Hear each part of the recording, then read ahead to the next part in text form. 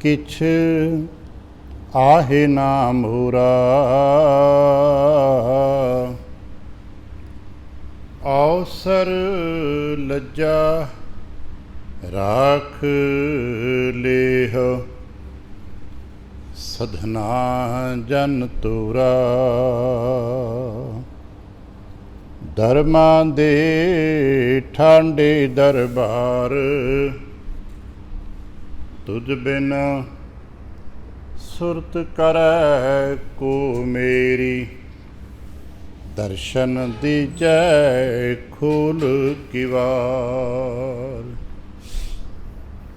तुझ बिन सुरत करै को मेरी। दर्शन दीजै खोल किवार। वाहिगुरु साहिब जीओ, वडहंस महला तीजा। रतन पदार्थ वणजिया है, सतगुर दिया बुझाई राम। लाहा लाभ हर भगति है, गुण मह गुणी समाई राम। रतन पदार्थ वणजिया है, सतगुर दिया बुझाई राम। लाहा लाभ हरि भगति है, गुण मह गुणी समाई राम। गुण मह गुणी समाए, जिस आप बुझाए। लाहा भगति संसारे, बिन भगति सुख ना होई। दूजै पत खोई, गुरमत नाम आधारे। वखर नाम सदा लाभ है, जिसनों एत वापार लाए। रतन पदार्थ वणजिया है, जां सतगुर दे बुझाए। वखर नाम सदा लाभ है, जिसनों एत वापार लाए। रतन पदार्थ वणजिया है, जां सतगुर दे बुझाए। वाहिगुरु जी का खालसा, वाहिगुरु जी की फतेह। सतगुरु पातशाह साहिब जी दे पावन दरबार दीयां हाज़रियां भरदियां गुरु पातशाह साहिब जी दे अपने ही निज पावन स्वरूप शब्द नाल चित ला के जद आप सावधान ते इकाग्र चीत होए जुड़ मिल बैठे हो, पातशाह गुरदेव जी दियां बेअंत महरहमतां ते वडियाइयां जो सत संगत विच सदा वरतदियां ने, आप उन्हां दे सांझी ते धारणी होयो। किरपालता करना, अपने निर्मल हिरदे चों अरदास करना, जो गुरु पातशाह साहिब जी रहमत करन, पावन शब्द दी विचार बोलण दा ताण अते विचार दा प्रवाह बख्शण। एक वार आसीस दिंदिया अमृत दृष्टि पा के जपना जी सतनाम श्री वाहिगुरू। गरीब निवास घट घट के वासी श्री अकाल पुरख वाहिगुरू जी का कोटान कोट शुकराना है जो सच्चे पातशाह साहिब जी ने किरपा की है। संपूर्ण रैण अपने प्यार अते भाणे विच बतीत कराईए। अमृत वेले की जाग बख्शिश की ते इस वक्त अपने ही पावन दरबार की हाज़री भरन का सुभाग बख्शे। हर रोज़ की तरह अज भी अमृत वेले साहिब दियां बख्शिशां दा दर खुले है। साडे वास्ते उपदेश प्राप्त होए। महाराज ने सानू उस साचे साहिब दी वडियाइयां दे नाल जुड़न दा ते साचे साहिब दे दर ते टिके रहन दा बारंबार उपदेश कीता है। उन्हां शब्दां दे बाहरले अखर ते अखरी अर्थ कई बार अलग अलग हुंदे ने, पर हर शब्द का संदर्भ इक्को ही है। प्रसंग कथानक अलग अलग हो सकते हैं। असीं अलग अलग साखियां पढ़ सकते हाँ, सुन सकते हाँ। होर भी दार्शनिक तरीकों के विचारां अलग अलग तरीके नाल समझियां जा सकदियां ने, पर सब का संदर्भ इक्को ही, मकसद इक्को ही है। जे कोई पूछे भी किस संदर्भ दे विच गल करते पे हो, तो संदर्भ साडा इक्को ही है कि हर जी का अपना भाव मेरा अंदर शुद्ध हो जाए तो मैनू मेरे सतगुरु की बख्शिश मिल जाए। हर सिख की चाहत यही कि मेरे गुरुदेव की कृपा मेरे ते होवे, क्योंकि इतना भी पता है कि कृपा के सदके ही जिंदगी के अगले सारे कारज रास होंदे। भावें साडे जिंदगी के अगले कारज आपो अपने ने, हर परिवार के अपने अलग रूप होणगे। उम्र के मुताबिक, व्यापार के मुताबिक, घर परिवारां की अवस्था के मुताबिक सब दे अलग अलग होणगे, पर किरपा तो इक्को ही है ना। एक ही किरपा के सदके सब कुछ वरतदा। जिवें किसी माली दे कोल पानी दे इक्को ही ढंग हुंदा है ना। खाद ते पानी एक ही है, पर उहदे बगीचे के फुल्लां दे रंग अलग अलग ने, उहदे बाग के रुखां दे फल अलग अलग ने। फलों का स्वाद अलग अलग है, उन्हां दा मौसम अलग अलग है, वो सब कुछ अलग अलग है। प्रसंगां की व्याख्या करांगे, गुलाब की अलग व्याख्या हो जाएगी, गेंदे की अलग हो जाएगी। दुनिया भर के फुल किसी बगीचे च होणगे, सब दे नाम, सब दे गुण, औषधि तरीके सब अलग अलग होएगा। इसी तरह बागां दे विच भी तमाम प्रकार के फल ते उन्हां नाल संबंधित रुख ने, सब का स्वरूप अलग अलग है, सब का सुभाव अलग अलग होएगा। कुछ मिठे होणगे, कुछ खट्टे होणगे, कुछ अलग अलग मौसमां च पकदे होणगे, पर पानी तो सब का इक्को ही है ना। माली भी एक है तो पानी भी एक है, तो माली जो खाद पाउंदा वो भी इक्को ही है। माली दे कोल खाद पानी एक है, साडे गुरुदेव दे कोल भी बख्शिशां ने। असां दे बेअंत प्रकार ने, अलग अलग ने। कोई बालक है, कोई बुजुर्ग है, कोई घर परिवार च रुझे है, कोई पढ़न जा रहा है, कोई पढ़ाउण जा रहा है, कोई खरीदन जा रहा है, कोई वेचण जा रहा है। हर कोई अपना अपना लाभ लभ रहा। जदों बाजार च असीं सौदा करते हाँ, खरीदण वाला भी अपना लाभ सोच रहा तो वेचण वाला भी अपना लाभ सोच रहे। दोनों अपने अपने फायदे की गल करते पे ने।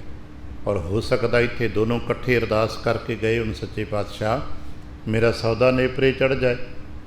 सौदा नेपरे भी चढ़ जाए तो लाहा भी हो जाए। एक वस्तु तो खरीद रहा कि वेच रहा, पर दोनों कई बार संतुष्ट होंदे ने। कहंदा ने चंगे भाव विक गई, दूजा कहंदा चंगे भाव वस्तु मिल गई। ऐसा हुंदा है, और अक्सर बाजार में यही होंदा है। खरीदण वाला भी संतुष्ट है तो बेचण वाला भी संतुष्ट है, अगर वो दोनों शांत प्रकृति दे ने, अपने गुर करते ते विश्वास रखते हैं। असां भी इत्थे पहुँचना है। हे सच्चे पातशाह मेरे ते किरपा कर दिओ, कि उस किरपा के सदके अगला सब कुछ वरतदा है। तो अज यही गल सतगुरु सानू बार बार समझाते हैं। अज के पावन बचन विच भी जो सन लड़ी च मिल रहा है, यही तो समझा रहे हैं। सतगुरु ने कुछ बूझ बुझाई है। रतन पदार्थ बन जिया है, ਸਤਿਗੁਰ ਦੀਆ ਬੁਝਾਈ ਰਾਮ। ਸੰਤਾਂ ਦੇ ਅਖੀਰ 'ਤੇ ਕੁਝ ਅੱਖਰ ਸ਼ਬਦ ਹੁੰਦੇ ਨੇ, ਉਹ ਤੁਕਾਂਤ ਨੂੰ ਵੀ ਪੂਰਾ ਕਰਦੇ ਨੇ ਅਤੇ ਸੰਬੋਧਨ ਦਾ ਕੰਮ ਵੀ ਕਰਦੇ ਨੇ।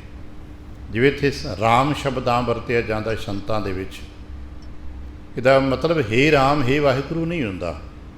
ਇੱਕ ਤਾਂ ਸੰਤਾਂ ਦੀ ਲਏ ਤਾਲ ਨੂੰ ਪੂਰਾ ਕਰਦੇ ਨੇ, ਅਤੇ ਦੂਸਰਾ ਸੜਨਾ ਅਸੀਂ ਸੰਬੋਧਨ 'ਚ ਲੈ ਲੈਨੇ। ਭਾਈ ਗੁਰੂ ਕਰਤੇ ਨੇ ਇੱਕ ਗੱਲ ਸਮਝਾ ਦਿੱਤੀ, ਸਤਿਗੁਰ ਦੀਆ ਬੁਝਾਈ। ਬੁਝਾਈ ਦਾ ਮਤਲਬ ਹੁੰਦਾ ਸਮਝਾ ਦੇਣਾ। ਸਾਨੂੰ ਸਤਿਗੁਰੂ ਜੀ ਨੇ ਇੱਕ ਗੱਲ ਸਮਝਾਈ ਹੈ, ਅਤੇ ਜੇ ਕੋਈ ਪੁੱਛੇਗਾ ਭਾਈ ਕੀ ਸਮਝਾਇਆ ਹੈ, ਅਤੇ ਮਹਾਰਾਜ ਨੇ ਸਾਨੂੰ ਰਤਨਾਂ ਦਾ, ਰਤਨ ਰੂਪੀ ਪਦਾਰਥਾਂ ਦਾ ਵਪਾਰ ਕਰਨ ਦੀ ਗੱਲ ਸਮਝਾਈ ਹੈ। ਸਾਨੂੰ ਮਹਾਰਾਜ ਨੇ ਕਿਹਾ ਹੈ ਕਿ ਤੁਸੀਂ ਜੀਵਨ ਦੇ ਵਿੱਚ ਰਤਨਾਂ ਦਾ ਵਪਾਰ ਕਰਨਾ। ਰਤਨ ਪਦਾਰਥ ਵਣਜੀ ਹੈ। ਵਣਜੀ ਦੇ ਮਤਲਬ ਹੁੰਦਾ ਵਪਾਰ ਕਰਨਾ, ਖਰੀਦਣਾ ਵੀ ਅਤੇ ਵੇਚਣਾ ਵੀ। ਇਹੀ ਵਣਜ ਵਪਾਰ ਆਪਾਂ ਇਹਨੂੰ ਕਹਿੰਦੇ ਨਾ, ਜਿਹਦੇ ਵਿੱਚ ਦੋਨੋਂ ਕੰਮ ਇਕੱਠੇ ਹੁੰਦੇ ਨੇ ਔਰ ਇੱਕ ਹੀ ਵਿਅਕਤੀ ਕਰਦਾ ਹੈ, ਕਿਉਂਕਿ ਪਹਿਲਾਂ ਖਰੀਦਦਾ ਹੈ ਅਤੇ ਫਿਰ ਹੀ ਤੇ ਵੇਚਦਾ ਹੈ। ਸਭ ਕੁਛ ਕੇਵਲ ਕਿਸਾਨ ਹੈ ਜੋ ਖਰੀਦਦਾ ਨਹੀਂ ਪਰ ਵੇਚਦਾ ਹੈ। ਕਿਸਾਨ ਦਾ ਇਹ ਪ੍ਰਕਿਰਤੀ ਅਲੱਗ ਹੈ ਕਿ ਉਹ ਖਰੀਦਦਾ ਨਹੀਂ ਹੈ, ਉਹ ਜਿਣਸ ਪੈਦਾ ਕਰਦਾ ਹੈ ਅਤੇ ਫਿਰ ਜਿਣਸ ਵੇਚਦਾ ਹੈ, ਪਰ ਉਹ ਜਿਣਸ ਦੇ ਬਦਲੇ ਕੁਛ ਹੋਰ ਖਰੀਦ ਲੈਂਦਾ ਹੈ। ਅਤੇ ਵਪਾਰੀ ਸਭ ਕੁਛ ਖਰੀਦਦਾ ਹੈ ਅਤੇ ਸਭ ਕੁਛ ਵੇਚਦਾ ਹੈ। ਪਰ ਵਪਾਰੀ ਅਤੇ ਕਿਸਾਨ ਦੇ ਦੋਨਾਂ ਦਾ ਮੂਲ ਸੰਦਰਭ ਇੱਕੋ ਹੀ ਹੈ ਵੀ ਚਾਰ ਲਾਭ, ਟਕੇ ਪੈਸਾ ਵੱਧ ਹੋ ਜਾਏ। ਸਤਿਗੁਰੂ ਨੇ ਸਾਨੂੰ ਕਿਹਾ ਰਤਨ ਪਦਾਰਥ ਵਣਜੀਏ। ਰਤਨ ਖਰੀਦਿਆ ਕਰੋ, ਰਤਨ ਵੇਚਿਆ ਕਰੋ। ਹੁਣ ਕੀ ਹਰ ਕੋਈ ਵਿਅਕਤੀ ਕੰਮ ਧੰਦਾ ਵਪਾਰ ਦਾ, ਹੱਟੀ ਪੱਟੀ ਦਾ ਕੰਮ, ਆ ਦੁਨੀਆ ਭਰ ਦੇ ਸਾਦੇ ਸਾਮਾਨ ਅਸੀਂ ਵੇਚਦੇ ਹਾਂ, ਖਰੀਦਦੇ ਹਾਂ, ਇਹ ਛੱਡ ਕੇ ਨਵਰਤਨਾਂ ਦੇ ਪਿੱਛੇ ਤੁਰ ਪਵਾਂਗੇ? ਨਹੀਂ। ਰਤਨ ਦਾ ਇੱਥੇ ਮਤਲਬ ਹੈ ਸ਼੍ਰੇਸ਼ਟਤਾ। ਚੰਗੇ ਗੁਣਾਂ ਨੂੰ ਖਰੀਦੋ, ਚੰਗੇ ਗੁਣ ਗ੍ਰਹਿਣ ਕਰੋ, ਕਿਉਂਕਿ ਮਹਾਰਾਜ ਆ ਬਾਜ਼ਾਰ ਦਾ ਸਾਜੋ ਸਮਾਨ ਨਮਕ ਤੇਲ ਵੇਚਣ ਲਈ ਨਹੀਂ ਕਹਿ ਰਹੇ, ਇਹ ਤੇ ਕਿਰਤ ਵਿਵਹਾਰ ਅਸੀਂ ਕਰਨੀ ਹੈ। ਇੱਥੇ ਰਤਨ ਤੋਂ ਮਤਲਬ ਹੁੰਦਾ ਉੱਤਮ, ਸ਼੍ਰੇਸ਼ਟ। ਦਾਰਸ਼ਨਿਕ ਲੋਕ ਕਹਿੰਦੇ ਨੇ ਸ਼੍ਰੇਸ਼ਟਤਾ ਨੂੰ ਚੁਣ ਲਿਆ ਕਰੋ। ਬਸ ਜਦੋਂ ਵੀ ਕਿਤੇ ਤੁਹਾਡੇ ਸਾਹਮਣੇ ਕੋਈ ਚੁਣਾਵ ਕਰਨ ਦੀ, ਚੁਣਨ ਦੀ ਵਾਰੀ ਆਏ, ਅਤੇ ਜੋ ਤੁਸੀਂ ਚੰਗੇ ਤੋਂ ਚੰਗਾ ਚੁਣ ਸਕਦੇ ਹੋ, ਚੰਗਾ ਚੁਣ ਲਓ। ਸ਼੍ਰੇਸ਼ਟ ਨੂੰ, ਚੰਗੇ ਨੂੰ ਚੁਣ ਲਓ। ਜਿਵੇਂ ਆਪਾਂ ਕਦੇ ਕਦੇ ਕਹਿੰਦੇ ਸਭ ਤੋਂ ਚੰਗਾ ਚੁਣ ਲਓ। ਭਾਈ ਆਪਾਂ ਫੁੱਲ ਵੀ ਤੋੜਨ ਜਾਈ ਅਤੇ ਸਭ ਤੋਂ ਚੰਗਾ ਤੋੜਦੇ ਹਾਂ। ਹੁਣ ਤਾਂ ਅਸੀਂ ਇੱਧਰ ਨਹੀਂ ਵੇਖਦੇ, ਲੋਕ ਪੁਰਾਣੇ ਵਕਤਾਂ ਪਿੰਡਾਂ 'ਚ ਅੱਜ ਵੀ ਹੈ, ਇੱਕ ਗੰਨਾ ਹੀ ਤੋੜਨਾ ਹੋਵੇ ਅਤੇ ਉਹ ਕਿੰਨਾ ਥਾਂ ਫਿਰ ਲੈਂਦੇ ਨੇ।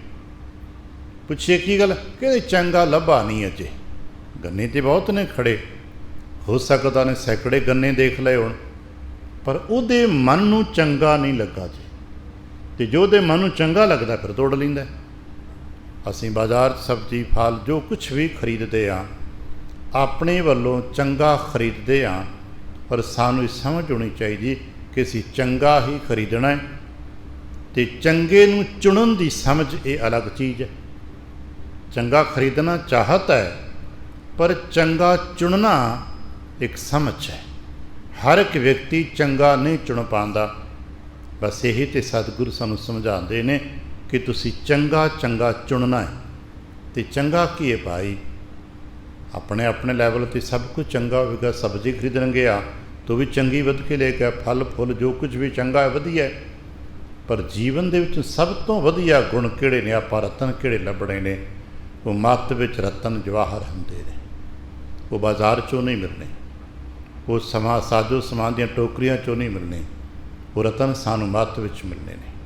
ਔਰ ਸਾਡੀ ਮੱਤ ਵਿੱਚ ਮੰਦੇ ਤੋਂ ਮੰਦੇ ਪਦਾਰਥ ਵੀ ਪਏ ਜੇ, ਅਤੇ ਚੰਗੇ ਤੋਂ ਚੰਗੇ ਪਦਾਰਥ ਵੀ ਪਏ ਜੇ। ਦਾਰਸ਼ਨਿਕ ਕਹਿੰਦੇ ਹੁੰਦੇ ਜੋ ਸਾਡਾ ਚਿੱਤ ਹੈ ਨਾ, ਇਹ ਘੜੇ ਦੀ ਨਿਆਈ ਹੁੰਦਾ। ਇਸੇ ਕਰਕੇ ਗੁਰਬਾਣੀ 'ਚ ਕਿਤੇ ਨੂੰ ਘੱਟ ਕੇ ਹੈ। ਅਸਲ ਵਿੱਚ ਸਭ ਕੁਛ ਘੱਟ ਮੈਂ, ਅਤੇ ਘੱਟ ਦਾ ਮਤਲਬ ਹੁੰਦਾ ਘੜਾ। ਸਾਡੇ ਚਿੱਤ ਰੂਪੀ ਘੜੇ ਦੇ ਵਿੱਚ ਸਭ ਕੁਛ ਪਿਆ ਹੈ। ਦੁਨੀਆ ਦੇ ਮੰਦੇ ਤੋਂ ਮੰਦੇ ਖਿਆਲ ਵੀ ਸਾਡੇ ਚਿੱਤ ਵਿੱਚ ਨੇ, ਅਤੇ ਚੰਗੇ ਤੋਂ ਚੰਗੇ ਖਿਆਲ ਵੀ ਸਾਡੇ ਚਿੱਤ ਵਿੱਚ।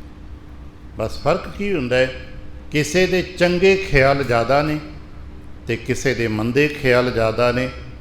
ਹੋ ਸਕਦਾ ਵੱਧਦੇ ਹਾਂ ਘਟਦੇ ਹਾਂ, ਕਿਸੇ ਦੇ ਇੰਨੇ ਖਿਆਲ ਚੰਗੇ ਹੋ ਗਏ कि हुण उहदे घड़े चों उहदे चित्त चों कोई मंदा ख्याल निकलदा ही नहीं। ते दूजे पासे किसी दे मंदे ख्याल इन्ने वध गए ने कि उहदे विचों चंगा ख्याल निकलदा ही नहीं। बस इन्ना ही फर्क है। कदे कदे असीं देखदे हां जिन्हों आपां संत भगत गुरमुख कईयां नावां दे नाल जाणदे हां, इन्हां नूं माड़ा फुरना आउंदा ही नहीं, क्योंकि इन्हां दे चित्त रूपी घड़े दे विच माड़ा फुरना है ही नहीं। सब कुछ इन्होंने हौली हौली हौली हौली शुद्ध कर लिया। चंगा चुन के पाउंदे, सानू कि सांझ करी जे गुनाह केरी। जिथे किते गए चंगा गुण समझिया चुन लिया, जिथों समझ आई चंगी विचार ग्रहण कर लई, जिथे समझ आया भी चंगा काम सिख लिया। वो चंगा सुखदे समझदे च करदे करदे एक अवस्था आई कि उन्हां दे अंदरों मंदा ख्याल पूरी तरह मिट गया। हुण जदों भी किते उन्हां नूं कोई फुरना आउंदा है, कोई ख्याल आउंदा है, चंगा ही आउंदा है, परोपकार दा ही आएगा, भले दा ही आएगा, सत दा ही आएगा। ते दूजे पासे कुछ जो भी ने जिथे गए माड़े ख्याल, माड़े बोल, माड़े लोक, माड़ा माड़ा करदियां करदियां इन्ने माड़े हो गए कि जदों किते गुरमुख जन मिल भी पैण ते कहण राम बोल, ते चित्त विच राम दा ख्याल ही नहीं है। ते चेता रखना, जो चित्त विच ना होवे वो लफ्ज़ां ते नहीं आउंदा। अज तक दे जितने इस पक्ष दे विद्वान मनदे ने, साडे जेहन जिन्हों आपां चित्त कह देने आ, जिहड़ा ख्याल अज तक नहीं पिया, असां ना देखिया ते ना सुनिया, वो बोल भी साडा नहीं बनेगा, वो लफ्ज़ां च कदे आएगा ही नहीं। हुण उहदे चित्त विच इन्ने मंदे ख्याल हो गए ने कि गुरमुख कहंदे बोल राम, ते कहंदा नहीं बोलिया जांदा, कोशिश करदा है बोलिया नहीं जांदा। पर उत्ते भले गुरमुख सन, उन्हां आपस विच विचार कीती भी राम नहीं बोल सकदा, क्योंकि इहदे चित्त विच इहदे अंदर चंगा कुछ है ही नहीं। कहने लगे इहनूं सीधे राह ते पाउणा, कहने लगे फिर मरा बोल सकदा है। कहने लगा हाँ मरा मारना तो मेरा काम है, मरा। कहने लगे तेजी ना बोल। उन्हें बार बार मरा मरा बोलिया तो कहते ने हौली हौली राम राम बन गया। ये विधि है, ये गुरमुखां की विधि जो साडे ज्ञानियां की समझ नहीं आउणी। असीं कहांगे ऐसा किदां हो सकदा कि मरा मरा जपा के राम राम जपा सकते हैं, पर नहीं, ऐसा जपाया जा सकता है।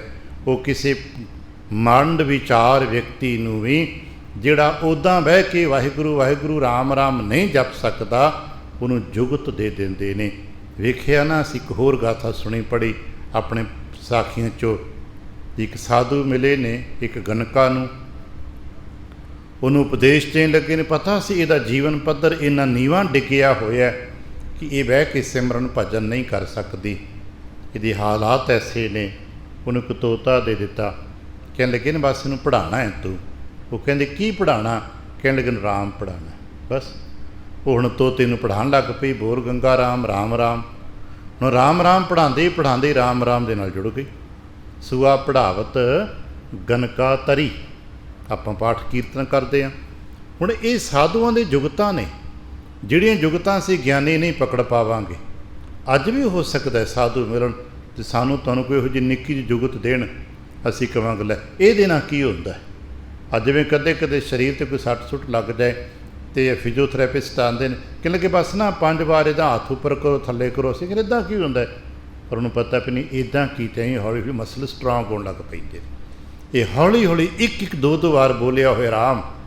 सतगुरु तो इसी कर कहते हैं भाई एक घड़ी आदि घड़ी आदि हूँ ते आद। वो भाई घड़ी 24 मिनटां की होंदी, 12 मिनट 6 मिनट 3 मिनट। असीं कहांगे 3 मिनटां नाल की होएगा? वो भाई बैठते सही, घड़ी वेख के 3 मिनट वाहिगुरू वाहिगुरू वाहिगुरू कह लिया कर। 3 मिनट ही रोज़ करता गया तो बहुत कुछ बन जाएगा।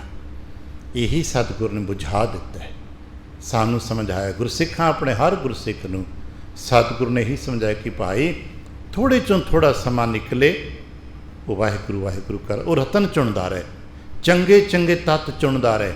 हुण ये नहीं किसी बाजार जाके जौहरियां कुछ भाई रतन की हुंदे ने, की भाव विकदे ने, कित्थों खरीदांगे तो खरीदांगे तो फिर वेचांगे किवें, की करांगे। असीं उन्हां बाजार दे रत्नां दी गल इत्थे नहीं करदे। वो होणगे वो तो जौहरियां दे सर्राफां दे अपने अलग चीज़ है, पर साडे रतन वो ने जिहड़े साडी मत विच ने। और मत विच कदों प्रगट होंदे ने ਜਦੋਂ ਅਸੀਂ ਆਪਣੇ ਗੁਰੂ ਦੀ ਸਿੱਖਿਆ ਨੂੰ ਸੁਣਦੇ ਹਾਂ। ਮੱਤ ਵਿੱਚ ਰਤਨ ਜਵਾਹਰ ਮਾਣਿਕ, ਪਰ ਕਦੋਂ? ਜੇ ਗੁਰ ਕੀ ਇੱਕ ਸਿੱਖ ਸੁਣੀ। ਇਸੇ ਕਰਕੇ ਬੇਨਤੀ ਗੁਰਾ ਇੱਕ ਦੇ ਬੁਝਾਈ, ਸਭਨਾ ਜੀਆਂ ਕਾ ਇੱਕ ਦਾਤਾ, ਸੋ ਮੈਂ ਬਿਸਰ ਨਾ ਜਾਈ। ਅੱਜ ਸਮਝ ਸਕੀਏ ਰਤਨ ਪਦਾਰਥ ਬਣ ਜੀਏ, ਸ਼੍ਰੇਸ਼ਟ ਵਪਾਰ ਕਰਿਆ ਕਰੋ। ਦਾਰਸ਼ਨਿਕ ਤਰੀਕੇ ਨਾਲ ਅਸੀਂ ਕਹਿੰਦੇ ਹਾਂ ਉੱਤਮ ਵਪਾਰ ਕਰੋ, ਸਭ ਤੋਂ ਚੰਗਾ ਕੰਮ ਕਰੋ। ਬਾਜ਼ਾਰ 'ਚ ਜਾਓ, ਚੰਗਾ ਖਰੀਦ ਕੇ ਲਿਆਓ, ਚੰਗਾ ਹੀ ਵੇਚੋ। ਸਤਿਗੁਰੂ ਦੀ ਆ ਬੁਝਾਈ। ਸਤਿਗੁਰੂ ਨੇ ਸਾਨੂੰ ਇਹੀ ਦਿੱਤਾ ਹੈ ਵੀ ਚੰਗਾ ਕਰਿਆ ਕਰੋ, ਚੰਗਾ ਖਰੀਦੋ ਅਤੇ ਚੰਗਾ ਹੀ ਵੇਚੋ। ਭਾਵ ਚੰਗਾ ਹੀ ਪ੍ਰਾਪਤ ਕਰੋ ਅਤੇ ਚੰਗਾ ਹੀ ਦੇਵੋ। ਅਸੀਂ ਇੱਕ ਤੁਕ ਪੜ੍ਹਦੇ ਹੁੰਦੇ ਹਾਂ, 12 ਮਾਹ ਦੇ ਵਿੱਚ ਤੁਕ ਆਉਂਦੀ, ਆਪਨੇ ਕਈ ਵਾਰ ਪੜ੍ਹੀ ਹੋਣੀ ਹੈ। ਮਾਘ ਮੱਜਨ ਸੰਗ ਸਾਧੂਆਂ, ਧੂੜੀ ਕਰ ਇਸ਼ਨਾਨ, ਹਰ ਕਾ ਨਾਮ ਧਿਆਏ ਸੁਣ, ਸਭਨਾ ਨੂੰ ਕਰਦਾਨ। ਧਿਆਏ ਸੁਣ ਕੀ ਹੈ? ਇਹ ਗ੍ਰਹਿਣ ਕਰ। ਧਿਆਏ ਜਦੋਂ ਇਕੱਲਾ ਬੈਠਾ ਆਉਂਦਾ ਜਾਂਦਾ ਸਫ਼ਰ ਕਰਦਾ ਹੈ, ਉਦੋਂ ਤੇਰੇ ਧਿਆਨ 'ਚ ਵਾਹਿਗੁਰੂ ਵਾਹਿਗੁਰੂ ਹੋਵੇ। ਜਦੋਂ ਵੱਡੇ ਜਿੱਥੇ ਹੁਣ ਬੈਠੇ ਹਾਂ ਇੱਥੇ ਸੁਣ, ਇੱਥੋਂ ਉੱਠ ਕੇ ਜਾਣਾ ਹੈ ਅਤੇ ਫਿਰ ਕੀ ਕਰੋਗੇ? ਦਾਨ ਦਿਓ। ਬਾਅਦ ਕੋਈ ਗੁਰ ਮਿਲਦਾ ਹੈ, ਨਿੰਦਾ ਚੁਗਲੀ ਦਾ ਬੋਲਣ ਮਤ ਦੇ ਦੇਣਾ ਉਹਨੂੰ, ਵਾਹਿਗੁਰੂ। ਜੇ ਹੋਰ ਕੁਛ ਨਹੀਂ ਕਰ ਸਕਦੇ, ਕੋਈ ਮਿਲ ਜਾਂਦਾ ਹੈ, ਵਾਹਿਗੁਰੂ ਜੀ ਕਾ ਖਾਲਸਾ ਵਾਹਿਗੁਰੂ ਜੀ ਕੀ ਫਤਿਹ, ਇਹ ਬੋਲ ਹੀ ਉਹਦੇ ਕੰਨਾਂ 'ਚ ਪਾ ਦਿਓ। ਪਰ ਅਸੀਂ ਇਹ ਵੀ ਨਹੀਂ ਕਰ ਪਾ ਰਹੇ। ਅਸੀਂ ਹੋਰ ਤਾਂ ਬੜੀ ਦੂਰ ਦੀ ਗੱਲ, ਅਸੀਂ ਕਿਸੇ ਨੂੰ ਅਦਬ ਸਹਿਤ ਫਤਿਹ ਵੀ ਨਹੀਂ ਬੁਲਾ ਰਹੇ। ਜੇ ਕੋਈ ਬੁਲਾਏ ਤਾਂ ਸਾਡੇ ਕੋਲ ਬਿਹਤਰ ਜਵਾਬ ਵੀ ਨਹੀਂ ਹੁੰਦਾ, ਅਸੀਂ ਜਵਾਬ ਵੀ ਨਹੀਂ ਦੇ ਪਾ ਰਹੇ। ਤਾਂ ਕਿਉਂ? ਸਾਡੀ ਸੋਝੀ ਬਹੁਤ ਡਾਊਨ ਹੈ, ਅਸੀਂ ਚੇਤਨ ਨਹੀਂ। ਅੱਜ ਕੱਲ੍ਹ ਲੋਕ ਕਹਿੰਦੇ ਨੇ ਅਵੇਅਰਨੈਸ ਸਾਡੀ ਡਾਊਨ। ਸਾਨੂੰ ਪਤਾ ਹੀ ਨਹੀਂ, ਅਸੀਂ ਸੋਚਦੇ ਕਿ ਨਹੀਂ ਜੀ ਅਸੀਂ ਤਾਂ ਉੱਥੇ ਜਾ ਕੇ ਕਰਾਂਗੇ। ਨਹੀਂ ਨਹੀਂ, ਹਰ ਵਕਤ ਸਾਂਝ ਪਾਉਣੀ ਪੈਣੀ ਹੈ। ਜੇ ਅਸੀਂ ਕਹਾਂਗੇ ਅਸੀਂ ਉੱਥੇ ਜਾ ਕੇ ਕਰਾਂਗੇ ਤੇ ਵਿੱਚ ਗੈਪ ਪੈ ਜਾਏਗਾ, ਬਹੁਤ ਲੰਬਾ ਗੈਪ। ਭਾਈ ਸਾਹਿਬ ਵੀਰ ਸਿੰਘ ਸਾਹਿਬ ਕਹਿੰਦੇ ਹੁੰਦੇ ਸੀ, ਤੁਸੀਂ ਵਿੱਥਾਂ ਪੂਰਦੇ ਰਿਹਾ ਕਰੋ। ਵਿੱਥਾਂ ਪੁਰਾਣਾ ਪੰਜਾਬੀ ਦੇ ਸ਼ਬਦ ਹੈ ਨਾ। ਆ ਕਦੇ ਕਦੇ 2 ਇੱਟਾਂ ਜੋੜੀਏ ਅਤੇ ਵਿੱਚ ਵਿੱਥ ਪੈ ਜਾਂਦੀ ਹੈ। ਆ ਹੁਣ ਤਾਂ ਸੀਮੈਂਟ ਆਦਿ ਲੋਕ ਗਾਰੇ ਨਾਲ ਦੀਵਾਰਾਂ ਬਣਾਉਂਦੇ ਸੀ, ਅਤੇ ਮੀਂਹ ਵਾਛਰ ਪੈਣੀ, ਵਿਚਲਾ ਗਾਰਾ ਪਾਣੀ ਨਾਲ ਉੱਡ ਜਾਣਾ, ਤਾਂ 2 ਇੱਟਾਂ ਦੇ ਵਿੱਚ ਵਿੱਥ ਪੈ ਜਾਣੀ। ਅਤੇ ਜੇ ਹਰ 2 4 6 ਮਹੀਨੇ ਬਾਅਦ ਉਹਨੂੰ ਨਾ ਪੂਰਨ, ਜਦੋਂ ਲੋਕਾਂ ਕੋਲ ਸੀਮੈਂਟ ਇਹਨਾਂ ਨੇ ਅਤੇ ਹਰ ਸਾਲ ਉਹਨੂੰ ਮਿੱਟੀ ਨੇ ਭਰ ਦੇਣਾ, ਲਿੰਬ ਪੋਚ ਦੇਣਾ, ਤਾਂ ਕਿ ਵਿੱਥ ਨਾ ਪਵੇ। ਜੇ ਵਿੱਥ ਪੈ ਗਈ ਅਤੇ ਪੈਂਦੀ ਪੈਂਦੀ ਦਰਾਰ ਬਣ ਜਾਏਗੀ ਅਤੇ ਦੀਵਾਰ ਟੁੱਟ ਜਾਏਗੀ, ਛੱਤ ਡਿੱਗ ਪਏਗੀ, ਘਰ ਟੁੱਟ ਜਾਏਗਾ। ਅਤੇ ਜੇ ਵਿੱਥਾਂ ਪੂਰਦੇ ਰਹੇ ਹੋ, ਹਰ ਸਾਲ ਹਰ 6 ਮਹੀਨੇ ਨੂੰ ਸਾਂਭ ਸੰਭਾਲ ਕਰਦੇ ਹੋ, ਤਾਂ ਦੀਵਾਰ ਤੁਹਾਡੀ ਸਮੇਂ ਤੱਕ ਚੱਲ ਜਾਏਗੀ। ਬਸ ਇਸੇ ਤਰ੍ਹਾਂ ਇੱਕ ਗੱਲ ਤੋਂ ਦੂਜੀ ਗੱਲ ਤੱਕ, ਇੱਕ ਵਿਚਾਰ ਤੋਂ ਦੂਜੀ ਵਿਚਾਰ ਤੱਕ। ਉਹ ਕਿਸੇ ਵਪਾਰੀ ਨੇ ਚਰਚਾ ਕਰਦੇ, ਉਹਨੇ ਕਿਹਾ ਸੀ, ਭਾਈ ਤੇਰੀ ਹੱਟੀ 'ਤੇ ਇੱਕ ਸੌਦਾ ਲੈਣ ਖਰੀਦਣ ਕੋਈ ਗਾਹਕ ਆਉਂਦਾ, ਉਹਦੇ ਨਾਲ ਗੱਲਬਾਤ ਕਰਦੇ ਹੋ, ਸੌਦਾ ਸੁਲਫ ਵੇਚਦੇ ਹੋ, ਦਿੰਦੇ ਹੋ? ਹਾਂਜੀ। ਜਦੋਂ ਗਾਹਕ ਚਲਾ ਜਾਂਦਾ ਫਿਰ ਦੂਸਰੇ ਗਾਹਕ ਦੀ ਗੱਲ ਹੁੰਦੀ, ਹਾਂਜੀ। ਕਈ ਵਾਰ ਦੂਜੇ ਗਾਹਕ ਅਤੇ ਪਹਿਲੇ ਗਾਹਕ ਦੇ ਵਿਚਕਾਰ 5-7 ਮਿੰਟ ਹੁੰਦੇ ਨਾ, ਹਾਂਜੀ ਹੁੰਦੇ। ਕੀ ਕਰਦੇ ਹੋ? ਕਿ ਜਦੋਂ ਆਰਾਮ ਕਰਕੇ ਸਾਹ ਲੈ ਲਈਦਾ। ਕਹਿੰਦੇ ਕਿ ਜਦੋਂ ਆਰਾਮ ਕਰਕੇ ਸਾਹ ਲੈਂਦੇ ਹੋ ਨਾ, ਉਦੋਂ ਵਾਹਿਗੁਰੂ ਵਾਹਿਗੁਰੂ ਸਾਹ ਨਾ ਕਹੀ ਜਾਓ, ਬਸ ਢਾਸ ਨਾ ਲਾ ਕੇ ਬਹਿ ਜਾਓ, ਵਾਹਿਗੁਰੂ ਵਾਹਿਗੁਰੂ ਹਰ ਸਾਹ ਨਾ ਕਹੀ ਜਾਓ। ਦੂਸਰਾ ਗਾਹਕ ਆ ਗਿਆ, ਉਹਦੇ ਨਾਲ ਆਪਣੀ ਗੱਲਬਾਤ ਸ਼ੁਰੂ ਕਰ ਦਿਓ। ਬਸ ਉਹ ਵਿੱਥ ਪੂਰ ਦਿਓ। ਉਸ ਸਮੇਂ 'ਤੇ ਕੋਈ ਨਿੰਦਾ ਚੁਗਲੀ ਦਾ ਖਿਆਲ ਮਤ ਆ ਜੇ। ਮਹਾਰਾਜ ਨੇ ਸਾਨੂੰ ਜੁਗਤ ਦਿੱਤੀ ਹੈ, ਫਿਰ ਕੀ ਹੋਏਗਾ? ਰਤਨ ਪਦਾਰਥ ਬਣ ਜੀਏ, ਸਤਿਗੁਰ ਦੀਆ ਬੁਝਾਈ, ਸਤਿਗੁਰੂ ਨੇ ਸਮਝਾ ਦਿੱਤਾ। ਇਹਦੇ ਨਾਲ ਕੀ ਮਿਲਦਾ? ਮਹਾਰਾਜ ਕਹਿਣ ਲੱਗੇ, ਲਾਹਾ ਲਾਭ ਹਰ ਭਗਤੀ ਹੈ। ਇਹਨਾਂ ਰਤਨਾਂ ਦਾ, ਇਹਨਾਂ ਪਦਾਰਥਾਂ ਦਾ ਭਾਵ ਚੰਗੇ ਗੁਣਾਂ ਦਾ, ਚੰਗੀਆਂ ਆਦਤਾਂ ਦਾ, ਚੰਗੇ ਕਰਮਾਂ ਦਾ ਫਾਇਦਾ ਕੀ ਹੈ? ਕਿ ਜੇ ਅਸੀਂ ਚੰਗੀਆਂ ਆਦਤਾਂ ਸਿੱਖਦੇ ਗਏ ਔਰ ਹੌਲੀ ਹੌਲੀ ਅਸੀਂ 2-4 ਚੰਗੀਆਂ ਗੱਲਾਂ ਸਿੱਖ ਲਈਆਂ, ਅਤੇ ਚੰਗੀਆਂ ਗੱਲਾਂ ਦਾ ਲਾਭ ਕੀ ਹੈ? ਜਿਵੇਂ ਬਾਜ਼ਾਰ 'ਚ ਆਪਾਂ ਕਹਿੰਦੇ ਕਿ ਆਪਾਂ ਰਤਨ ਪਦਾਰਥ ਖਰੀਦ ਲਏ, ਅਤੇ ਫਾਇਦਾ ਕੀ? ਭਾਈ ਕੀਮਤ ਹੈ, ਤੁਹਾਡੀ ਕੋਈ ਪ੍ਰਾਪਰਟੀ ਬਣ ਗਈ, ਤੁਹਾਡੀ ਵੈਲਿਊ ਪੈ ਗਈ, ਤੁਹਾਡੇ ਕੋਲ ਹੀਰਾ ਹੈ, ਤੁਸੀਂ ਕਿਤੇ ਕੱਲ੍ਹ ਲੋੜ ਪੈ ਗਈ ਵੇਚ ਸਕਦੇ ਹੋ। ਇਸੇ ਤਰ੍ਹਾਂ ਅਸਾਂ ਚੰਗੀਆਂ ਗੱਲਾਂ ਸਿੱਖ ਲਈਆਂ, ਵਡੇਰਿਆਂ ਦੀ ਸੰਗਤਾਂ 'ਚ ਬਹਿ ਕੇ ਹਰ ਰੋਜ਼ ਇੱਕ ਗੱਲ ਵੀ ਆਪਾਂ ਚੰਗੀ ਸਿੱਖਦੇ ਗਏ, ਅਤੇ ਫਿਰ ਕੀ ਮਿਲੇਗਾ? ਫਾਇਦਾ ਕੀ ਹੈ? ਮਹਾਰਾਜ ਕਹਿੰਦੇ ਲਾਹਾ ਪਤਾ ਕੀ ਦਾ? ਲਾਭ ਦਾ ਕੀ ਹੈ? ਹਰੀ ਭਗਤੀ। ਚੰਗੇ ਗੁਣਾਂ ਤੋਂ ਬਾਅਦ ਵਿੱਚ ਹੀ ਹਰੀ ਭਗਤੀ ਮਿਲਦੀ ਜੇ। ਅਸੀਂ ਬਹੁਤ ਸਾਰੇ ਜੀਅ ਤਾਂ ਸੋਚਦੇ ਹਾਂ ਕਿ ਭਗਤੀ ਕਰਨੀ ਸ਼ੁਰੂ ਕਰ ਦਈ, ਬਹੁਤ ਕੁਛ ਹੈ।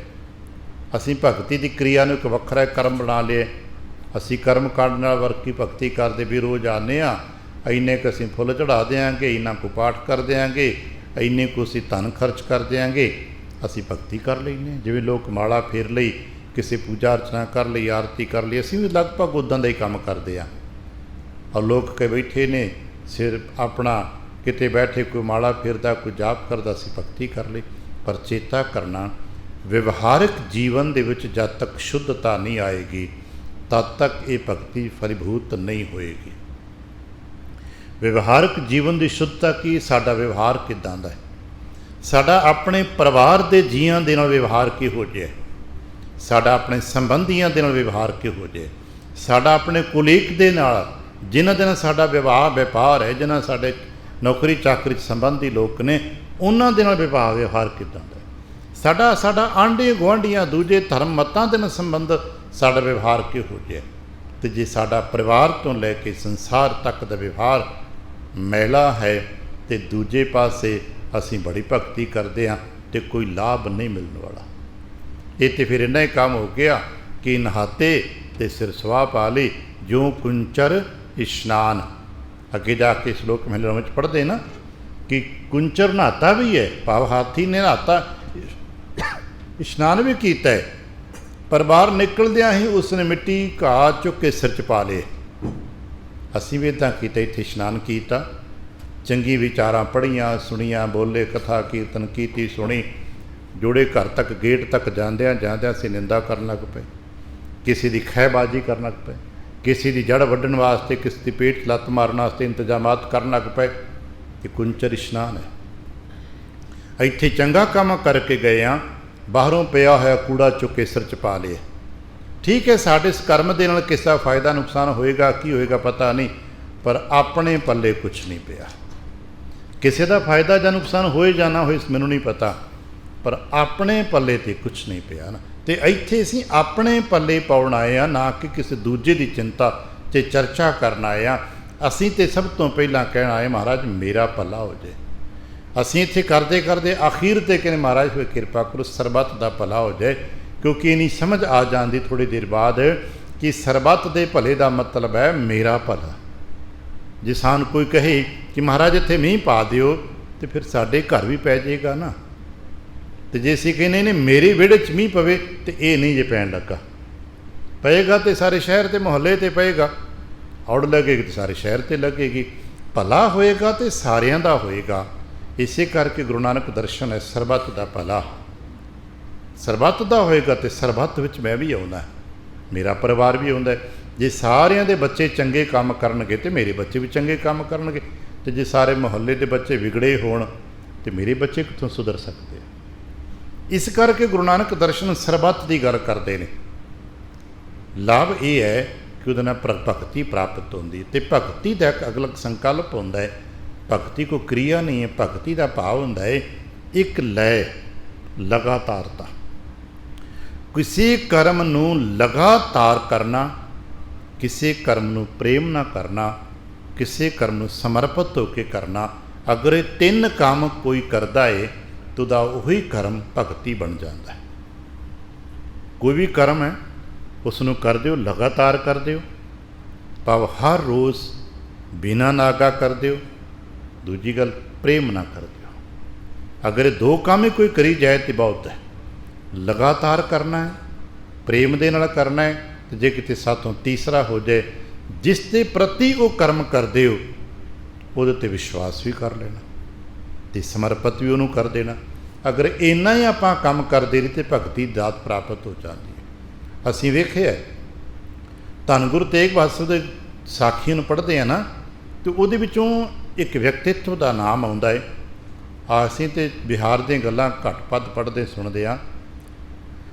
ਪਟਨਾ ਸਾਹਿਬ ਤੁਰਲੇ ਪਾਸੇ ਇੱਕ ਇਲਾਕੇ 'ਚ ਫੱਗੂ ਚਾਚਾ ਦਾ ਨਾਮ ਆਉਂਦਾ ਹੈ ਪੁਰਾਣੀਆਂ ਸਾਖੀਆਂ 'ਚ। ਸਤਿਗੁਰੂ ਤੇਗ ਬਹਾਦਰ ਦੀ ਯਾਤਰਾ ਬਨਾਰਸ ਤੋਂ ਲੈ ਕੇ ਜਦੋਂ ਇਹ ਪੜ੍ਹਾਂਗੇ ਤਾਂ ਇਸ ਭਾਈ ਗੁਰਬਖਸ਼, ਫੱਗੂ ਚਾਚਾ, ਇਹਨਾਂ ਦੇ ਨਾਮ ਆਉਂਦੇ ਨੇ, ਜਿਨ੍ਹਾਂ ਨੇ ਮਹਾਰਾਜ ਦੀ ਯਾਤਰਾ ਦਾ ਅਗਲਾ ਪ੍ਰਬੰਧ ਕੀਤਾ। ਕਿ ਮਹਾਰਾਜ ਕਿਉਂਕਿ ਉਸ ਇਲਾਕੇ ਦੇ ਵਿਅਕਤੀ ਸਨ, ਜਾਣਕਾਰ ਸਨ, ਅਤੇ ਫੱਗੂ ਚਾਚਾ ਦੇ ਬਾਬਤ ਮਸ਼ਹੂਰ ਹੈ कि वो गुरु घर की सेवावां अपना कार विहार करके इलाके चों कुछ उगराही इकट्ठी करते सन तो वो उगराही समय समय दरबार च भेजते सन।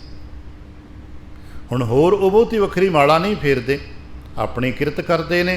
अपने किरत चों समा कढ़ के महीने बाद 6 महीने बाद जो हिसाब किताब उन्हें बनाया होएगा वो घरों घर जाते हैं तो गुरु साहब के दर की जो आप दसवंध कहने वो दसवंध लेंदे ने, जो इकट्ठा हुंदा है वो उतों हौली हौली सिस्टम बना के गुरु महाराज तक भेज देंदे ने। किसी घर गए ने, किसी घर उन्होंने कलेश पिया होया सी, वो दोवें जी आपस में किसी कलेश करके लड़े हुए सन, घर कलेश झगड़ा सी। इन्हां जाके क्या भाई गुरु के नाम का जो सरदा बनदा दिओ, तो घर वाला तो लड़ झगड़ के घरों बाहर जा चुका सी, ते बीबी सवाणी वो कलेश में सी, खिजी तपी पई सी। वो खिजी खिजाए कहने लगी बाबा मेरे को कुछ नहीं गा, कुछ नहीं मेरे को देने वास्ते। उन्हें कहा बीबा कुछ ती मैं आया हाँ बार बार थोड़ा आया जाना, जो तेरे तो सरदा बनता दे दे। वो कल्पी खिजी पई सी, उन्हें कूड़ा चुक के चुड़ है ये मेरे को इस वक्त। उन्हें कहा कोई गल नहीं। उन्हें घर च बुकर फेर के कूड़ा कढ़िया सी ना, उही उहदी झोली च पाता, यही है मेरे को। तो उन्हें कहा कोई गल नहीं। उन्हें आके कूड़ा समेत देख लिया, वो गुरु के नाम का एक बाग लाया सी, वो कूड़ा गुरु के बाग में पा दिता। जिस कोने ते गुरु के बाग दे कूड़ा पाया, उस कूड़े दे विच किसी न्याणे ने बेर खादा सी, उहदी गिटक सी, उत्थे बेर उग पिया। सुभावक ही उन्हें सांभ लिया, बाग सीगा गुरु का, बेर उग पिया, हौली हौली फल लग। जो महाराज उत्थे पहुँचे ने धन गुरु तेग बहादुर साहब जी, तो उसने दरवाज़ा इतना वड्डा बनाया सी फग्गू जी ने कि घोड़े ते सवार चढ़िया चढ़ाया अंदर दाखिल हो जाए। तो लोग मजाक करने लै इन्ना वड्डा उच्चा दरवाज़ा लाने की की लोड़ है। तो उन्हें कहना जो महाराज आएंगे ना तो महाराज घोड़ियां ते सवार होंदे ने, तो महाराज नूं दरवाजे तो उतरना थोड़ा पेगा, घोड़े ते समेत अंदर तक विहड़े तक आएंगे। चलो महाराज अंदर गए, बैठे, संगत विचारधारा हुई। जो होर परिवारक साझा पईयां तो कहने लगे फग्गू तू गुरु की कार पेट जिन्नी इकट्ठी की सारी जमा करवाती सो?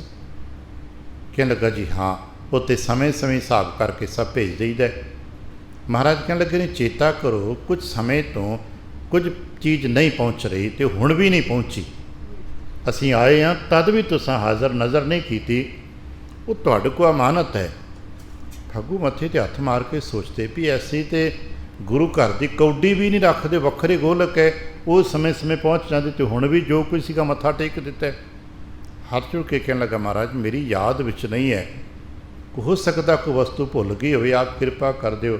महाराज इशारा करके वो बेर दे मिठे बेर लगे उन्होंने लैके नहीं आया, तेनों पता तेनों वो बेर गुरु के नाम के दसवंध च मिले ने।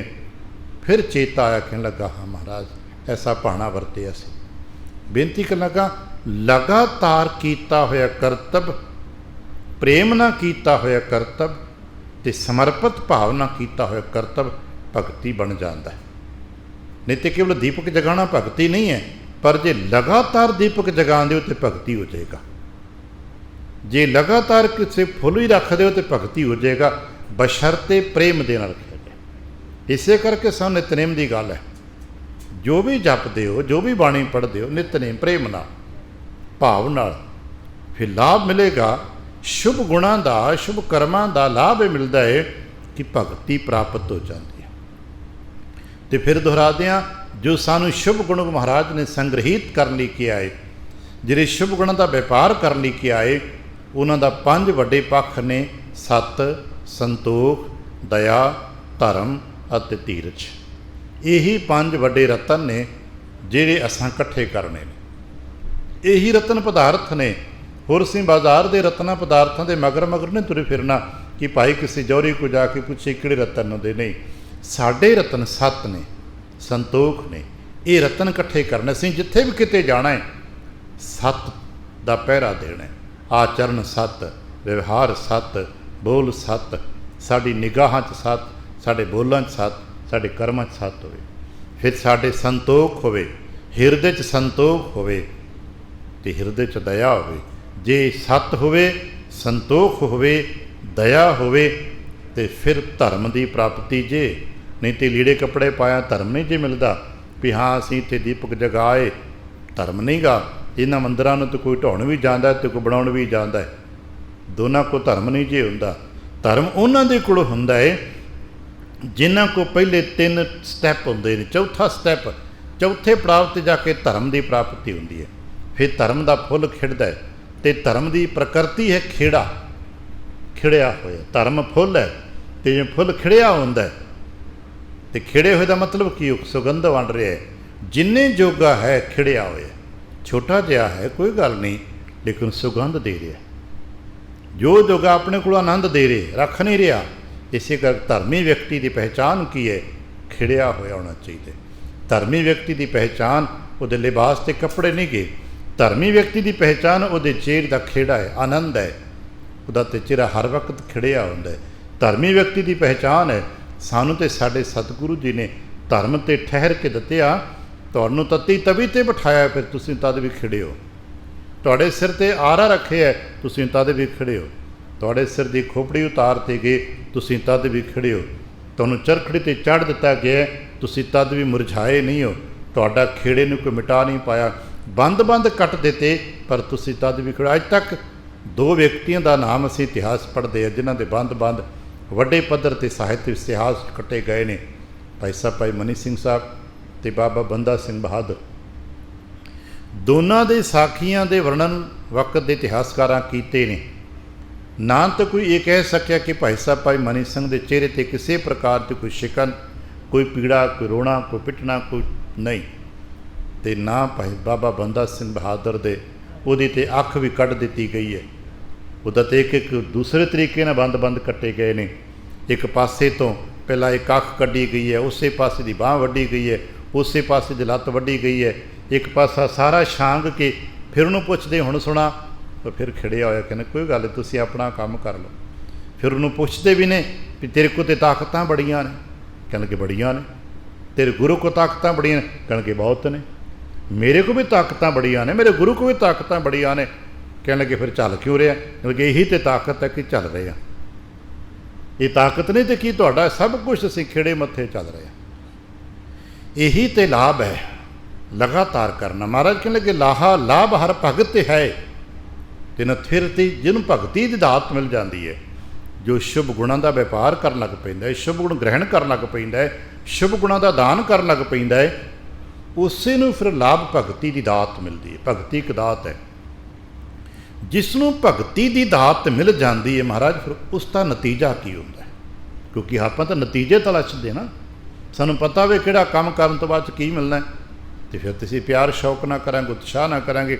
ਅਤੇ ਜੇ ਪਤਾ ਹੋਵੇ ਕਿ ਇਹਨਾਂ ਕੰਮ ਕਰਕੇ ਮਿਲਣਾ ਕੀ ਹੈ, ਅਤੇ ਅਸੀਂ ਕਹਿੰਦੇ ਪਤਾ ਨਹੀਂ, ਉਹਦੇ ਬੱਧੇ ਚੱਟੀ ਹੈ, ਛੋ ਕਰਾਂਗੇ।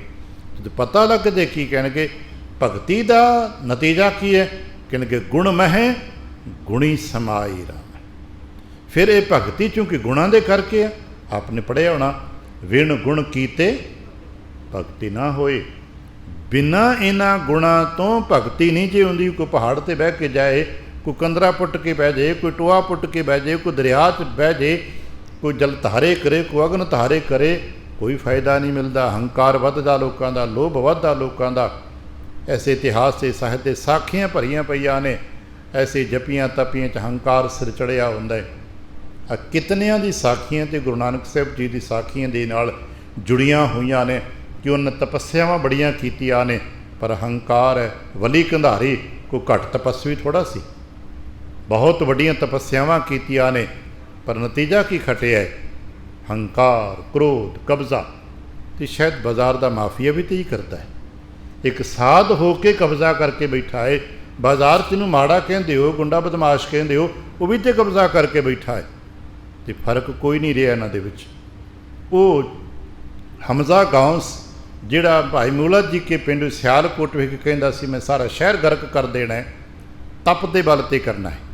ਅਤੇ ਹੈਰਾਨ ਹੋ ਗਈ, ਤਪ ਦੇ ਬਲ 'ਤੇ ਭਗਤੀ ਪ੍ਰਾਪਤ ਕਰਕੇ ਪ੍ਰਮਾਤਮਾ ਦੀ ਖੁਸ਼ੀ ਲੈਣੀ ਹੈ।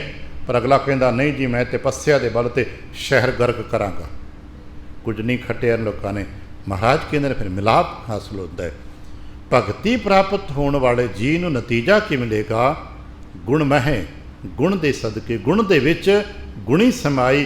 ਫਿਰ ਇਸ ਜੀ ਦੀ ਸਮਾਈ ਗੁਣ ਦੇ ਵਿੱਚ ਹੀ ਹੁੰਦੀ ਹੈ। ਸੱਚ 'ਤੇ ਆਧਾਰਿਤ ਵਿਅਕਤੀ ਸੱਤ ਵਿੱਚ ਸਮਾ ਜਾਂਦਾ ਹੈ। ਸ਼ਬਦ ਨਾਲ ਜੁੜਿਆ ਹੋਇਆ ਵਿਅਕਤੀ ਸਤ ਸੰਤੋਖ ਵਿੱਚ ਜੁੜ ਜਾਂਦਾ ਹੈ ਅਤੇ ਸਤ ਸੰਤੋਖ ਦੇ ਵਿੱਚ ਸਮਾ ਜਾਂਦਾ ਹੈ। ਫਿਰ ਉਹਦੇ ਜੀਵਨ 'ਚ ਸਤ ਸੰਤੋਖ ਹੀ ਪ੍ਰਗਟ ਹੁੰਦਾ। ਜਿਵੇਂ ਅਸੀਂ ਕਹੀਏ ਕਿ ਦਰਿਆ ਸਾਗਰ ਦੇ ਵਿੱਚ ਸਮਾ ਜਾਂਦੇ ਨੇ, ਅਤੇ ਸਮਾਉਣ ਦਾ ਮਤਲਬ ਮਿਟਣਾ ਨਹੀਂ ਹੁੰਦਾ, ਉਨੇ ਹੀ ਵੱਡੇ ਹੋ ਜਾਣਾ। ਜਿੰਨਾ ਵੱਡਾ ਸਾਗਰ ਹੈ, ਨਿੱਕੀ ਜਿਹੀ ਬੂੰਦ ਜੇ ਸਾਗਰ ਵਿੱਚ ਸਮਾ ਜਾਂਦੀ ਹੈ ਤਾਂ ਮਿਟਦੀ ਥੋੜ੍ਹਾ ਹੈ।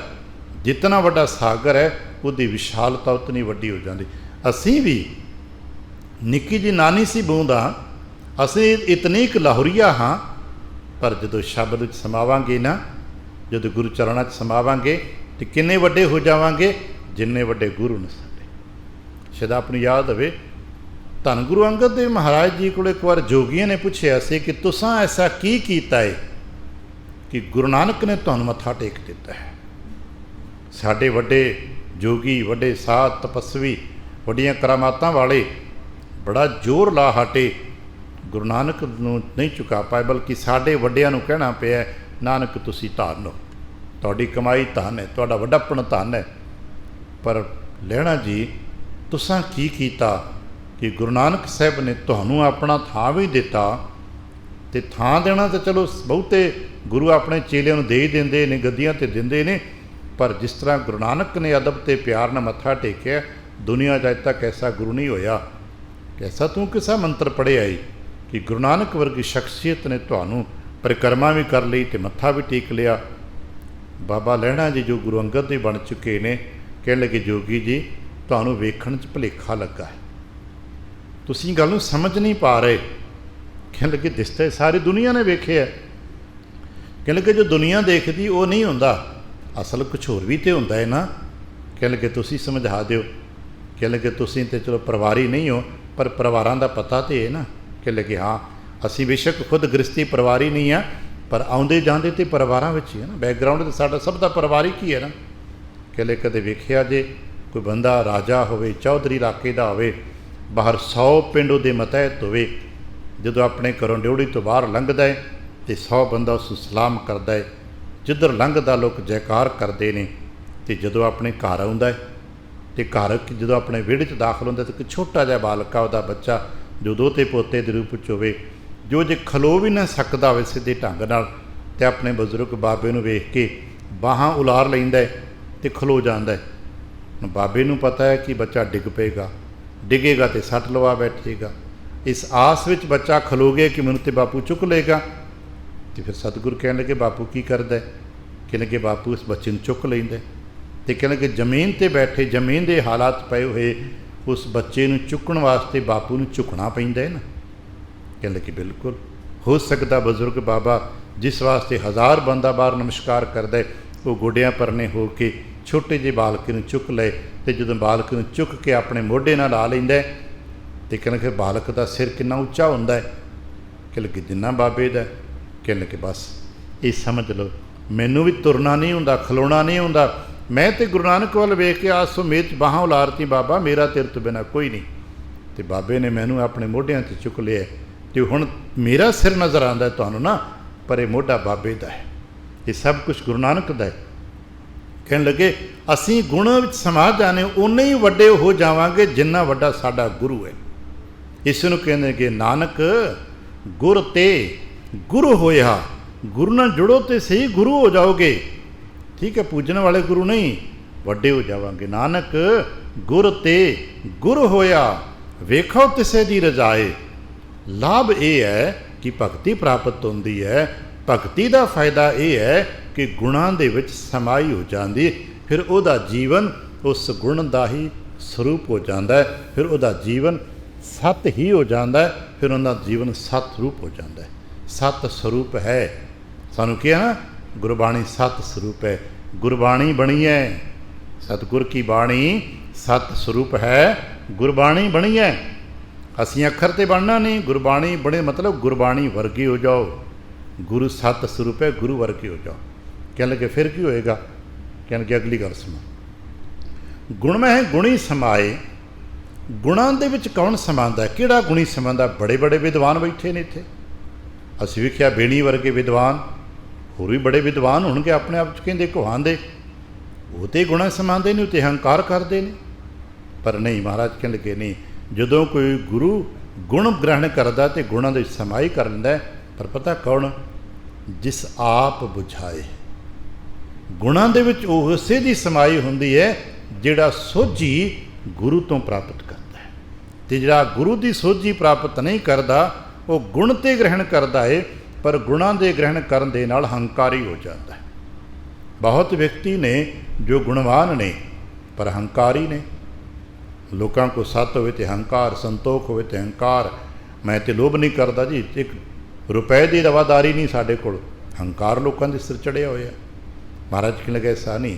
ਜੋ ਗੁਣ ਵੀ ਗ੍ਰਹਿਣ ਕਰਦੇ ਨੇ, ਭਗਤੀ ਪ੍ਰਾਪਤ ਕਰਦੇ ਨੇ, ਲੇਕਿਨ ਉਹ ਨੇ ਜਿਨ੍ਹਾਂ ਨੂੰ ਸਤਿਗੁਰੂ ਬੁਝਾ ਦਿੰਦੇ। ਅਤੇ ਬੁਝਾਉਣ ਦਾ ਮਗਤ ਹੁੰਦਾ ਹੈ ਸਮਝਾ ਦੇਣਾ। ਅਤੇ ਸਮਝਾਇਆ ਕਿਹਨੂੰ ਜਾਂਦਾ ਹੈ? ਜੋ ਸਮਝਣ ਲਈ ਤਿਆਰ ਹੋ ਜਾਏ। ਜੋ ਸਮਝਣ ਲਈ ਤਿਆਰ ਨਹੀਂ ਹੋਇਆ ਉਸ ਨੂੰ ਸਮਝਾਇਆ ਵੀ ਨਹੀਂ ਜਾਂਦਾ। ਇਸੇ ਕਰਕੇ ਜੋ ਗੁਰੂ ਦਰਬਾਰੇ ਆਉਂਦਾ ਹੈ ਉਸੇ ਨੂੰ ਸਮਝਾਇਆ ਜਾ ਸਕਦਾ ਹੈ। ਜਿਹੜਾ ਪੜ੍ਹਨ ਜਾਂਦਾ ਉਸ ਨੂੰ ਪੜ੍ਹਾਇਆ ਜਾ ਸਕਦਾ ਹੈ। ਜੋ ਇਲਾਜ ਕਰਨ ਜਾਂਦਾ ਉਸੇ ਦਾ ਇਲਾਜ ਹੋ ਸਕਦਾ ਹੈ। ਅਤੇ ਜੇ ਕੋਈ ਗੁਰੂ ਕੋ ਜਾਏ ਹੀ ਨਾ ਤਾਂ ਗੁਰੂ ਚੱਲ ਕੇ ਘਰ ਥੋੜ੍ਹਾ ਆਉਂਦਾ ਹੈ। ਨਹੀਂ, ਇਸ ਕਰਕੇ ਤਾਂ ਇਹੀ ਤਾਂ ਸਾਨੂੰ ਪਹਿਲਾਂ ਕਮਾਪ ਕਰਨਾ। ਮਹਾਰਾਜ ਮੈਨੂੰ ਮੱਤ ਦੇ ਦਿਓ। ਸਾ ਮੱਤ ਦੀਜੈ ਪੜ੍ਹਦੇ ਨਾ, ਸਾ ਬੁੱਧ ਦੀਜੈ। ਮਹਾਰਾਜ ਮੈਨੂੰ ਉਹ ਮੱਤ ਦੇ ਦਿਓ, ਉਹ ਬੁੱਧੀ ਦੇ ਦਿਓ ਜਿੱਥੇ ਵਿਸਰੈ ਨਾਹੀਂ, ਜਿੱਦਾਂ ਵਿਸਰਾ ਨਾ, ਤੁਹਾਡਾ ਨਾਮ ਨਾ ਭੁੱਲ ਜੇ। ਗੁਰਾ ਇੱਕ ਦੇ ਬੁਝਾਈ, ਇਹ ਸਤਿਗੁਰੂ ਮੈਨੂੰ ਬੂਝ ਦੇ, ਸਮਝ ਦੇ, ਜਿਹਨੂੰ ਆਪਾਂ ਪੰਜਾਬ 'ਚ ਸੋਝੀ ਕਹਿੰਦੇ ਹਾਂ। ਇਹ ਸੱਚੇ ਪਾਤਸ਼ਾਹ ਮੈਨੂੰ ਸੋਝੀ ਦੇ ਦਿਓ। ਅਤੇ ਜਿਹਨੂੰ ਸਤਿਗੁਰੂ ਸੋਝੀ ਦੇ ਦਿੰਦੇ ਨੇ ਗੁਣਾਂ ਦੇ ਵਿੱਚ, ਭਾਵ ਕਰਤਾ ਪੁਰਖ ਦੇ ਵਿੱਚ, ਗੁਣੇ ਨਿਧਾਨ ਦੇ ਵਿੱਚ ਉਹ ਹੀ ਸਮਾਉਂਦਾ ਜੇ ਜਿਸ ਨੂੰ ਆਪ ਬੁਝਾਏ। ਸਾਹਿਬ ਜੀ ਆਪ ਸੋਝੀ ਦੇ ਦਿੰਦੇ ਨੇ ਅਤੇ ਸੋਝੀ ਉਹਨਾਂ ਨੂੰ ਮਿਲਦੀ ਹੈ ਜੋ ਸੋਝੀ ਪ੍ਰਾਪਤ ਕਰਨ ਲਈ ਤਿਆਰ ਹੁੰਦੇ ਨੇ। ਆਪਾਂ ਕੱਲ੍ਹ ਪਰਸੋਂ ਵਾਚ ਰਹੇ ਸਾਂ, ਪ੍ਰਸਾਦ ਉਹਨਾਂ ਨੂੰ ਮਿਲਦਾ ਏ ਜੋ ਬੁੱਕ ਤਿਆਰ ਕਰਦੇ ਨੇ। ਜੋ ਬੁੱਕ ਤਿਆਰ ਨਹੀਂ ਕਰਦੇ ਉਹਨਾਂ ਨੂੰ ਪ੍ਰਸਾਦ ਵੀ ਨਹੀਂ ਮਿਲਦਾ। ਭਾਵੇਂ ਰਾਜਾ ਵੀ ਕਿਉਂ ਨਾ ਵਕਤ ਦਾ ਹੋਵੇ, ਇੱਥੇ ਹੀ ਹੈ, ਭਾਵੇਂ ਵਕਤ ਦਾ ਰਾਜਾ ਵੀ, ਸ਼ਹਿਰ ਦਾ ਮਾਲਕ ਵੀ ਕਿਉਂ ਨਾ ਹੋਵੇ, ਇੱਥੇ ਆ ਜਾਏ, ਇੱਕ ਹੱਥ ਕਰੇ ਕਿ ਇੱਕ ਪ੍ਰਸਾਦ ਦੇ ਦਿਓਗੇ? ਪ੍ਰਸਾਦ ਵਰਤਾਉਣ ਵਾਲਾ ਬਾਲਕਾ ਕੋਈ ਹੋਵੇ, ਛੋਟੀ ਉਮਰ ਦਾ ਹੋਵੇ, ਅਨਪੜ੍ਹ ਵੀ ਹੋਵੇ, ਪਰ ਤਦ ਵੀ ਪ੍ਰਸਾਦ ਨਹੀਂ ਦੇਵੇਗਾ। ਕਹੇਗਾ ਦੋਨੋਂ ਬੁੱਕ ਕਰੋ ਜੀ, ਦੋਨੋਂ ਹੱਥ ਕਰੋ ਜੀ। ਅਦਬ ਵੀ ਰੱਖੇਗਾ, ਮਾਣ ਵੀ ਰੱਖੇਗਾ, ਪਰ ਸ਼ਰਤ ਵੀ ਰੱਖੇਗਾ, ਪ੍ਰਸਾਦ ਲੈਣਾ ਹੈ ਅਤੇ ਦੋਨੋਂ ਹੱਥ ਕਰੋ। ਯਾਦ ਰੱਖਣਾ, ਸੋਝੀ ਵੀ ਉਹਨਾਂ ਨੂੰ ਹੀ ਪ੍ਰਾਪਤ ਹੁੰਦੀ ਹੈ ਜੋ ਸੋਝੀ ਪ੍ਰਾਪਤ ਕਰਨ ਲਈ ਇੱਥੇ ਪਹੁੰਚਦੇ ਨੇ, ਆਪਣੇ ਗੁਰੂ ਦੇ ਸਨਮੁਖ ਹੁੰਦੇ ਨੇ। ਉਹਨਾਂ ਨੂੰ ਹੀ ਸੋਝੀ ਪ੍ਰਾਪਤ ਹੁੰਦੀ ਹੈ ਜੋ ਆਪਣੇ ਹਿਰਦੇ ਦਾ ਬੁੱਕ ਤਿਆਰ ਕਰ ਲੈਂਦੇ ਨੇ। ਆਪ ਬੁਝਾਏ ਲਾਹਾ ਭਗਤੀ ਸੰਸਾਰ। ਯਾਦ ਰੱਖਣਾ, ਸੰਸਾਰ ਦਾ ਲਾਹਾ ਇੱਕ ਸੁਰਤਾ ਹੈ, ਭਗਤੀ ਹੈ। ਅਤੇ ਭਗਤੀ ਦਾ ਮਤਲਬ ਫਿਰ ਦੁਹਰਾ ਲਗਾਤਾਰਤਾ ਹੈ, ਪ੍ਰੇਮ ਸਹਿਤ ਹੈ, ਨਿਯਮਬੱਧ ਹੈ। ਜੋ ਨਿਯਮਬੱਧ, ਲਗਾਤਾਰ ਅਤੇ ਪ੍ਰੇਮ ਨਾਲ ਕਰਤੱਵ ਕੀਤਾ ਜਾਂਦਾ ਹੈ ਉਹੀ ਭਗਤੀ ਹੈ। ਅਸੀਂ ਵੇਖਿਆ ਇਤਿਹਾਸ ਪੜ੍ਹਦੇ ਹਾਂ, ਅਗਰ ਕੋਈ ਪਹਿਰੇ 'ਤੇ ਹੀ ਖੜਾ ਹੈ ਅਤੇ ਆਪਣੇ ਪਹਿਰੇ ਨੂੰ ਹੀ ਪੂਰੀ ਇਮਾਨਦਾਰੀ ਨਾਲ ਨਿਭਾ ਰਿਹਾ ਹੈ ਅਤੇ ਭਗਤੀ ਕਰ ਰਿਹਾ ਹੈ। ਅਤੇ ਦੂਜੇ ਪਾਸੇ ਕੋਈ ਮਾੜਾ ਫੇਰਦਾ ਪਿਆ ਅਤੇ ਜੋ ਇਮਾਨਦਾਰੀ ਨਾਲ ਨਹੀਂ ਫੇਰਦਾ, ਹਿਰਦੇ 'ਚ ਮਤ ਇਮਾਨਦਾਰੀ ਵੜਨੀ ਹੈ ਅਤੇ ਕੋਈ ਲਾਭ ਨਹੀਂ ਜੀ ਮਿਲਦਾ।